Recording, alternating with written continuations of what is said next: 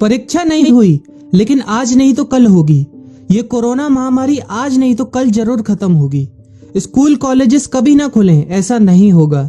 अभ्यास करते रहोगे तो कोई पछतावा नहीं होगा।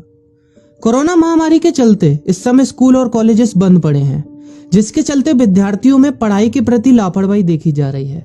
इसी को देखते हुए से मुंबई के एक स्कूल में हमारे पुराणों में लिखित एक कहानी सुनाई गई और विद्यार्थियों को इस कहानी के जरिए एक मैसेज दिया गया, एक सलाह दी गई। कहानी ये थी कि एक बार भगवान इंद्र किसानों से नाराज हो गए और उन्होंने घोषणा कर दी कि 12 साल तक बारिश नहीं होगी, आप फसलों को नहीं उगा पाएंगे। भगवान इंद्र से किसानों ने विनम्रता पूर्वक विनती की। किसानों की विनती को देखते हुए इंद्र ने बड़ी चालाकी से बारिश न होने का सारा श्रेय भगवान शिव के ऊपर डाल दिया और कहा कि बारिश तभी संभव है जब भगवान शिव अपना डमरू बजाएंगे।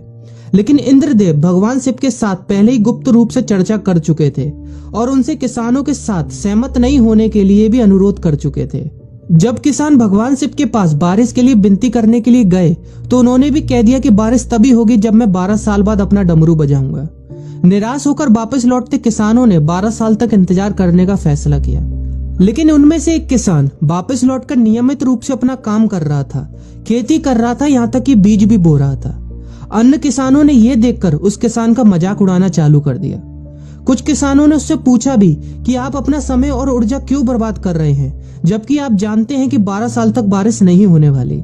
उस किसान ने जवाब दिया कि मुझे पता है कि बारिश के बिना मेरी फसल नहीं आएगी, लेकिन मैं ये सब केवल अभ्यास के रूप में कर रहा हूँ। 12 साल बाद मैं फसलों को उगाने और खेतों में काम करने की प्रतिक्रिया को भूल जाऊंगा। शरीर की काम करने की आदत छूट जाएगी और शरीर आलस का शिकार हो जाएगा।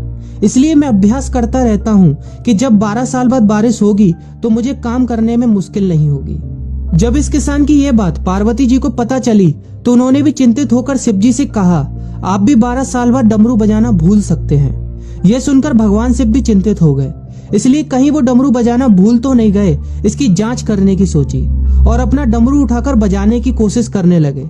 कोशिश करते हुए जैसे ही डमरू से आवाज आई वैसी बारिश होने लगी और जो किसान नियमित रूप से अपना काम कर रहा था उस किसान का खेत फसलों से हरा भरा हो गया। लेकिन बाकी सभी बारिश का इंतजार करते किसानों को पछतावा हुआ, क्योंकि उन्होंने अभ्यास करना भी छोड़ दिया था। इसी तरह 2 सप्ताह बाद, 2 महीने बाद या 2 साल बाद लॉकडाउन समाप्त हो जाएगा। कोरोना महामारी भी खत्म हो जाएगी।